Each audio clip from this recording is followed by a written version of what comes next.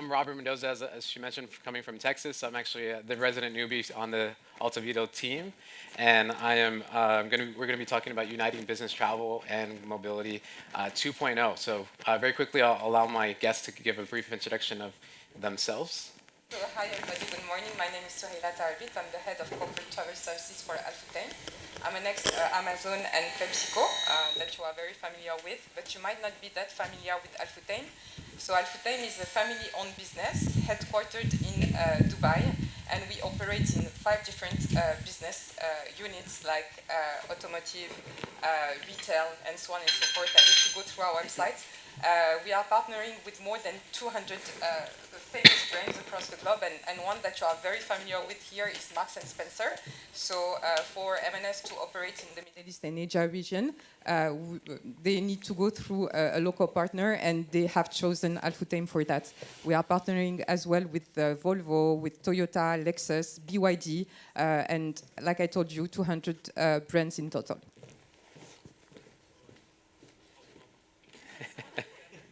No, mine is not working. This one is? Yes.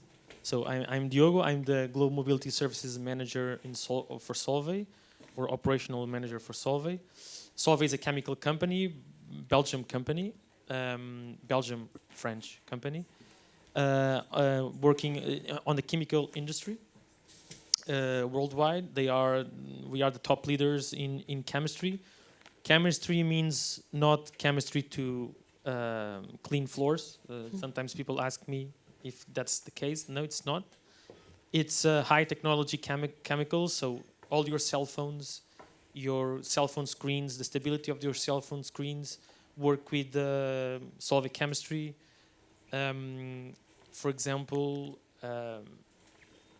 your cars, all the airplanes, they have fibers from Solvay. And strangely enough, of course, you know Nutella chocolate. The vanilla flavor from Nutella is a patent from Solvay. Nobody else can sell vanilla flavor for Nutella unless it's Solvay. So we are from food to cell phones to airplanes, and it's working now. Now it's working. Awesome. Well, with that kind of sweet transition here, we'll dive into our Uniting Business Travel and Mobility 2.0. And so why 2.0? We've actually, AltoVita put together a white paper last year with Festive Road. And so that was called Uniting Business Travel Mobility. They've also did a webinar on the topic last year, and Diogo participated in that. And so what our research showed is actually that companies were able to save money and be more efficient by combining their spend. And so if you'd like to have access to the webinar that we produced last year, you can scan this QR code. But the interesting thing that I find very exciting about this is that the 2.0 side is Diogo participated in the webinar we did last year. And so we're going to kind of get to see where he was at that point and how things have evolved and to where we are today. So we get a couple of different perspectives of it. And so we're really talking about merging of the apartments and hotels at the same side. So we'll start with Souhilla.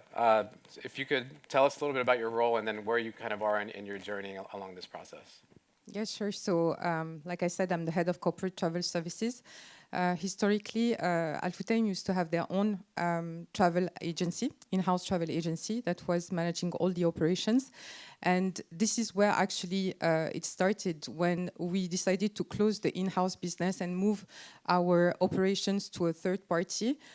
So, of course, the responsibility now of the in-house travel team is completely different from before, when the travel team used to manage the operations. Now the travel team does a more strategical work and builds a travel program.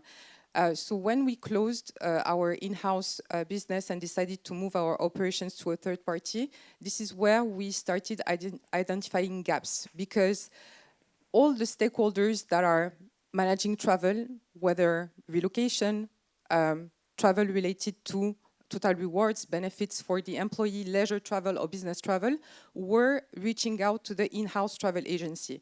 And although we clearly do the change management internally. For them, we will remain a travel team, so they would still reach out to us when they had a relocation issue. And this is where we identified, like I said, gaps. Do we, as the corporate travel services team, manage the issues of the relocation team when they are dealing with their travel suppliers? Or does that remove us from the focus that we are supposed to have on our business travel community? So this is where we started to think about combining travel and relocation together. Although we are at a very initial stage and exploring a bit what is happening in the industry, I would say that we are in a very comfortable space within my company, because we have decided already to make the move of having travel under HR operations and not like most of the companies, I would say, under procurement or finance. So travel is already under the same umbrella with relocation under HR operations. So when we decide to make the move, we will be, I think things are going to move quite fast for us. Awesome. And so Diogo, if you could give us a little history lesson on where you were at the time of the webinar last year, and then kind of what has evolved and where you are now. Well, last year was, in the webinar, was an open reminder to understand the opportunities of combining business travel with global mobility. But compared with last year, we haven't done that much, because Solvay is on a big transformational process. We are separating the company into two different companies, public listed companies. There is no holding above them, so they will be completely separated. So the idea between the last 3 years, what I did was to create the team under a global business services, to transform and restructure the team, to create processes, procedures, more than 40 operational procedures, to put the quality of the services or the quality of what we give to our internal client on levels that they were not existing before. And when we knew that the company was splitting, my idea in being the operational head, not the strategic head, but being the only one with more than 10 years of experience, was to set up the pace for Solvay to take educated decisions and informed decisions. So from last year to today, what I've been doing is creating the environment and the background for Solvay to take those decisions. One of those is combining business travel with global mobility. Even more important, because we not only because we are leveraging our scale, we are saving money to the company, we are streamlining, we are simplifying, but also because we want to expand our services to business travelers. Because in some companies, Solvay is one of those companies, global mobility is not that strategic. So we are reducing the number of assignments significantly. In the last, I think 4 years ago or 5 years ago, we had like 200 assignments. Now we have like 70. So it's decreasing. But expanding those to business travelers, expanding those services to business travelers, we can simplify, streamline, and leverage our scale. And combining efforts, we can also have savings. And moving Solvay and ScienceCo, which is the other company, to the next level of the. That's why I said 2.0, because Solvay is creating Solvay 2.0. We are creating Global Mobility 2.0, and that's why the naming of 2.0 came into my mind. So today we are working for both companies under a transitional level agreement. We had the idea that this agreement was existing until 2025. 1 month ago, Solvay wants to speed up things, so the transitional agreement is ending by phases. Recruitment ends, the agreement ends in September, learning ends in about a month, global mobility will end of October. So 1st of November, the companies will be completely separated. But until today, what I have created was a background and an environment for the strategic decisions for Solvay and Syensco to take those decisions with information, with data, with enough information to take those decisions educatedly. Great. And so Souhilla, you've heard kind of the transformation that they've had organizationally. What about on your end? What kind of what do budgets look like for you? What kind of pressures do you have to kind of keep those low? And would you consider consolidation an opportunity to help? So that's very interesting because I see things from the other perspective, from the business travel perspective side, where we want to expand our services to mobility and relocation. So yeah, budgets are getting tighter, definitely tighter. But at the same time, costs in the travel industry are getting higher, and business is increasing. So how do you travel in these circumstances? I don't think that cutting on travel is the solution. I think that business needs to continue. So people need to travel, but you just need to travel differently. You need to be smarter in your policy and invite your travelers to make the right choices when they are traveling, ensuring that they understand what is the trip that is going to have a high value for the business compared to one trip that won't have value and that needs to be eliminated. Then you can include in your policy things like combining trips together. I'm talking about business trips. Of course, leisure also is like a trend, and I really encourage companies to go for it. Extending trips, making longer trips rather than multiple trips, and going for corporate accommodation, including more corporate accommodation in your travel program than traditional hotels. So this is going to help now. Combining mobility and travel together is also definitely going to help keeping costs under control, because today, like you said, I think that mobility is looked at in a very operational way. And when we look at spend in travel, we look at the corporate travel spend. When I'm sitting with my TMC, I'm not asking for the figures of relocation. Honestly, I'm not looking at that, but I should actually, because it's going to help me speak to our suppliers. We have more volumes, we have more opportunities if we were to work together. And I don't think that the relocation team is looking at the costs either. They are here to make sure that people can join the company and can leave the company safely, and that the business have the people that they need at the right time. So the travel behaviors are completely different in relocation than in business, where we have this anticipation that relocation doesn't have. As soon as the papers are ready, the joiner needs to come in. So yeah, combining the teams together will help us being stronger with the suppliers, and I believe having more control on the travel cost. Awesome. So money is definitely a factor. What other in terms of combining? What other benefits do you see? I would say process efficiency.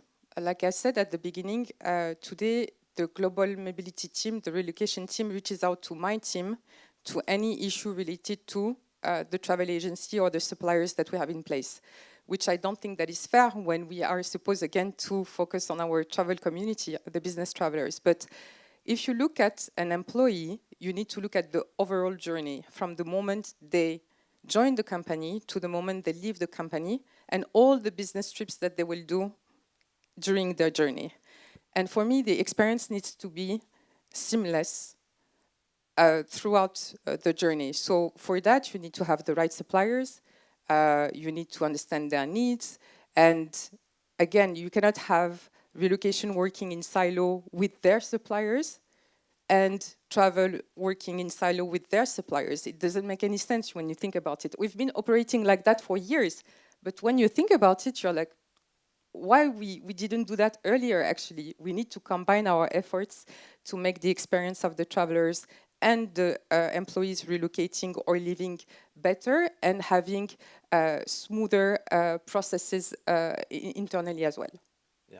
And so, Diogo, you've heard a lot of Souhilla's plan. What kind of issues or problems have you kind of seen when combining business travel and mobility? Problems. Well, before before joining Solvay, I was working for Nokia. It's a huge company. So the size of the company is is an issue. When you have more than 5,000 assignments and 30,000 travelers, it becomes a big issue, and combining the efforts and in a big company to do this kind of to take this kind of decisions, it's rather it's takes a lot of time in the decision making. So that's one of the things. Um, Another one is is for you to think if the company is ready in terms of culture. Uh, for example, Solvay is a very traditional company. To take decisions like this, it's difficult. So um, you will only get frustrated if you do not realize exactly where the company is, at what stage is, if it makes sense to change it or not, and probably you will have to park it for another time. Uh, so that it's the size of the company, the culture, the strategy, and the decision making.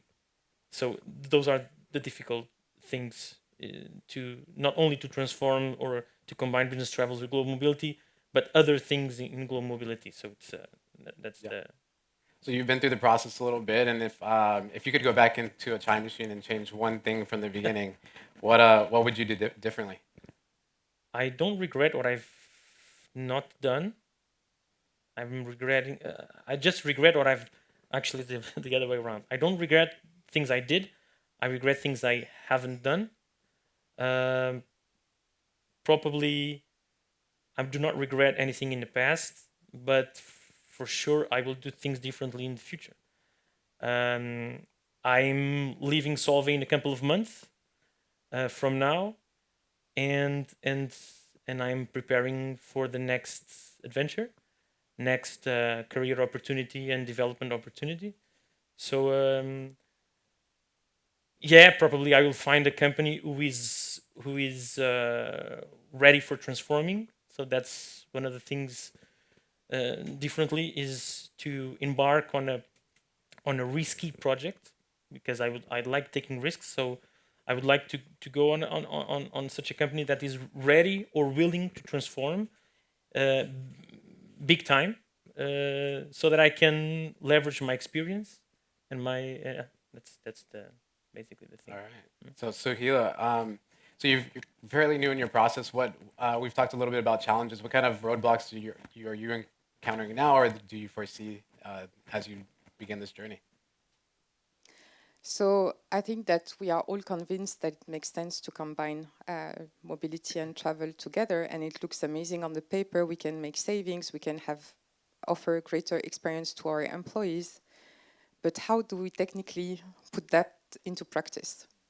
Do you combine teams? Do you have two other teams? But if you have two different teams, what's the point of combining?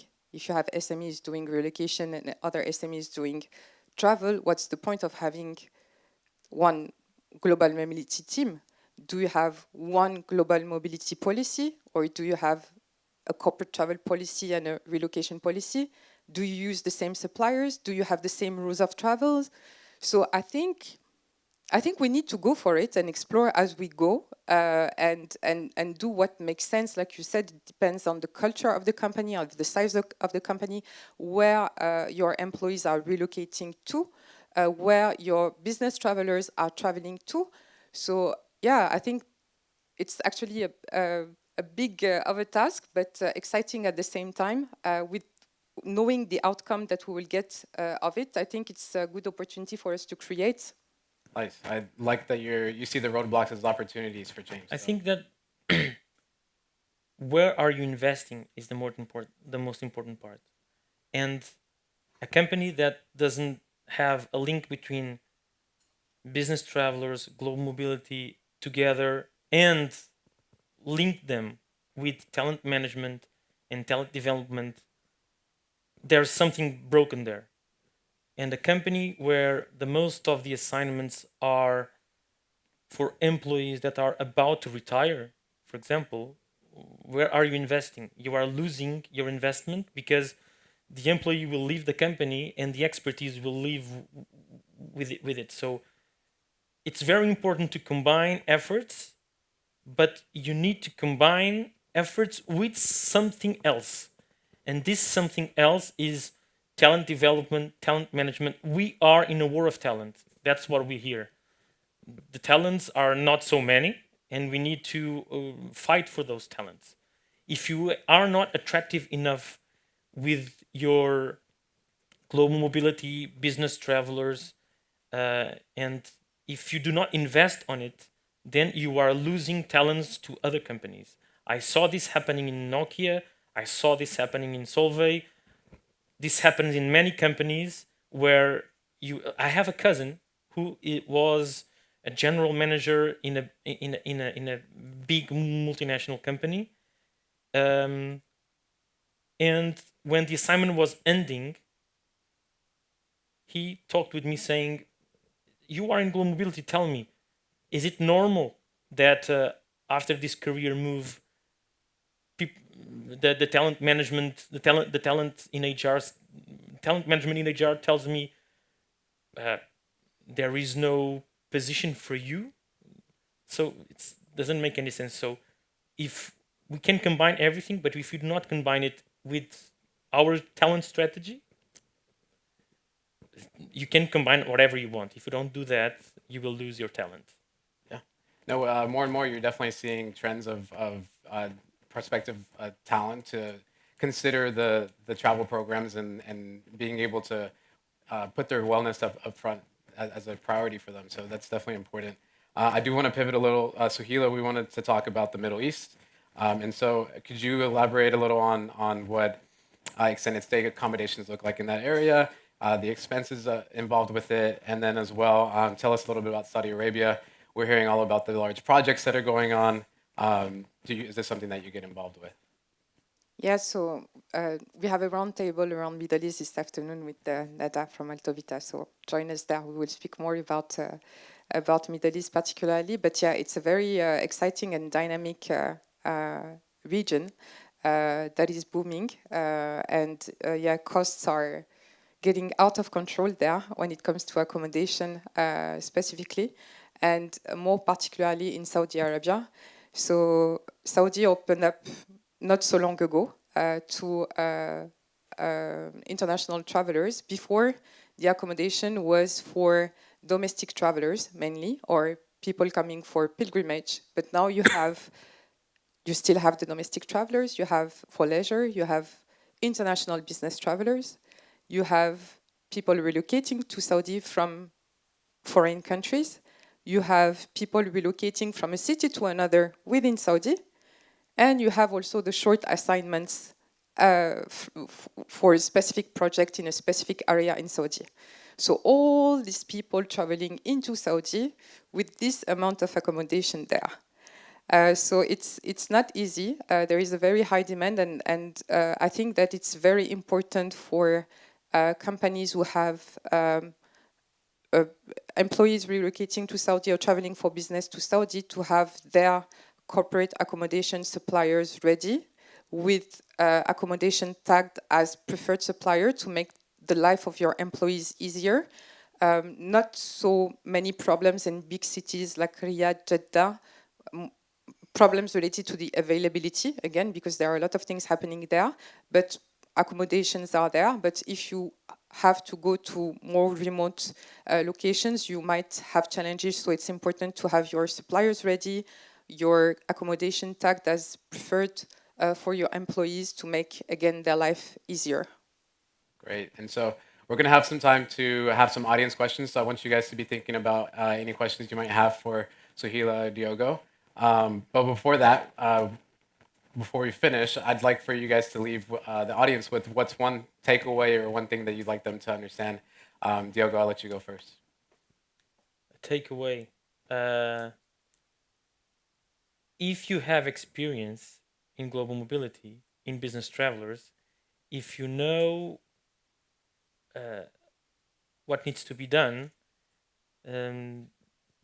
just go in terms of if you want to transform it, you need to go to the right stakeholders. You need to marketing as much as better as the best possible.